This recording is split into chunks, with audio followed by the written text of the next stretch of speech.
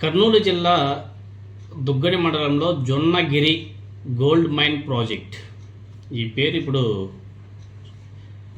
రాష్ట్ర వ్యాప్తంగా సంచలనంగా మారింది. ఇప్పుడు ఆంధ్రప్రదేశ్ రాజకీయాల్లోనూ తీవ్ర చర్చనీయాంశమైంది.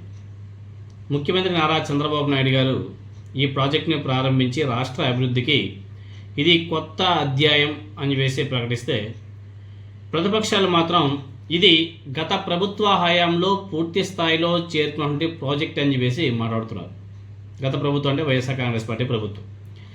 అసలు ఈ ప్రాజెక్ట్కి సంబంధించినటువంటి మైనింగ్ లీజ్ ఏదైతే ఉందో రాష్ట్ర విభజనకు ముందే 2013లో మంజూరైంది. తర్వాత సాంకేతిక అధ్యయనాలు, అదేవిధంగా రీసెర్చ్లు, పర్యావరణ అనుమతులు, ఈ ప్రక్రియలో దశల వారీగా నడుస్తూ వచ్చాయి. వైఎస్ జగన్మోహన్ రెడ్డి గారు ముఖ్యమంత్రిగా ఉన్నప్పుడు వాళ్ళ ప్రభుత్వంలో ఉన్న సమయంలో, వాళ్ళ ప్రభుత్వంలో ఉన్నటువంటి టైంలో భూసేకరణ ప్రక్రియ వేగవంతం చేసి ప్రాజెక్ట్ నిర్మాణ పనులు కూడా కీలక దశలో చేరుకోవడం జరిగింది. అది అందరికీ కూడా తెలిసిందే. 2023 అనుకుంటా, 2023 నాటికే ప్లాంట్ నిర్మాణం తుది దశకు కూడా చేరుకుంది. మ్యానుఫ్యాక్చరింగ్ ప్రారంభానికి అవసరమైన ఏర్పాట్లు కూడా వైఎస్ జగన్మోహన్ రెడ్డి గారి హయాంలోనే జరగడం జరిగింది. ఆ నివేదికలన్నీ కూడా ఉన్నాయి. అది మీకు అందరికీ కూడా తెలుసు, కొంతమంది తెలియకుండా ఉండొచ్చేమో, కానీ జరిగినంత కూడా ఆయన హయాంలోనే. అదేవిధంగా జియో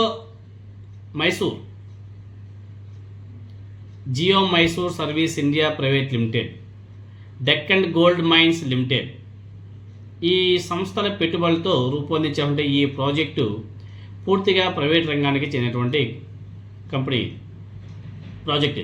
అయితే ప్రాజెక్టును అధికారికంగా ప్రారంభించినటువంటి చంద్రబాబు నాయుడు గారు రాష్ట్రంలో సువర్ణ యుగం ప్రారంభమైంది అని చెప్పేసి జొన్నగిరి పేరును స్వర్ణగిరిగా మారుస్తున్నట్లు ప్రకటించడం జరిగింది చంద్రబాబు నాయుడు గారు.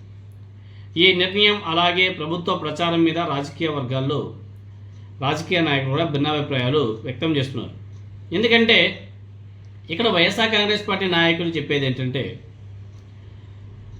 ప్లాంట్ నిర్మాణం, అదేవిధంగా భూసేకరణ, మ్యానుఫ్యాక్చరింగ్కి సంబంధించిన ప్రధాన పనులు ఏవైతే ఉన్నాయో అవన్నీ కూడా వైఎస్ఆర్ కాంగ్రెస్ పార్టీ ప్రభుత్వ హయాంలోనే పూర్తయ్యాయి అని చెప్పేసి వాళ్ళు చెప్తున్నారు.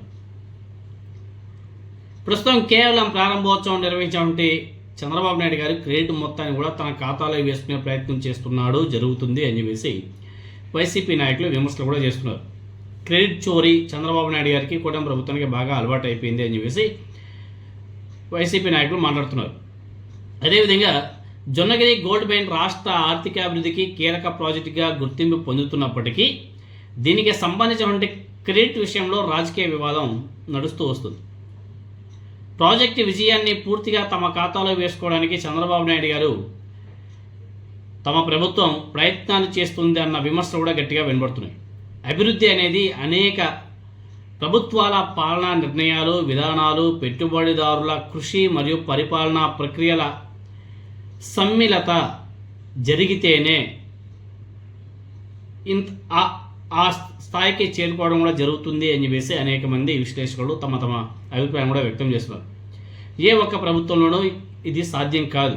ఇది ఒక ప్రక్రియలో భాగంగా అలా రావడం కూడా జరిగిందే కానీ దాన్ని ఎవరు కూడా తమ ఖాతాలో వేసుకోవడానికి అవకాశం లేదు అని చెప్పేసి విశ్లేషకులు భావిస్తున్నారు.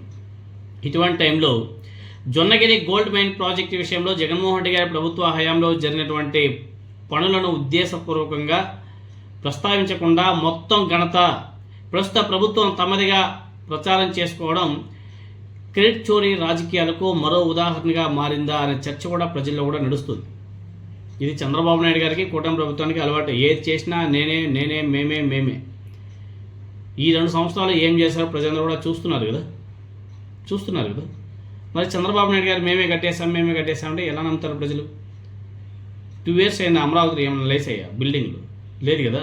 మరి అక్కడే ఏం కట్టలేనాడు మేము ప్రాజెక్టులు కట్టేసాము, అది కట్టేసాము, ఇది కట్టేసామంటే ప్రజలు నమ్ముతారు? నమ్మేవాళ్ళు ఉంటారు. ఎందుకంటే వాళ్ళ పచ్చ మీడియాలో వచ్చే వార్తలను చూసి నమ్మేవాళ్ళు కూడా ఉంటారు. కానీ నిజాలు స్థానికంగా ఉన్నటువంటి ప్రజలకు బాగా తెలుసు.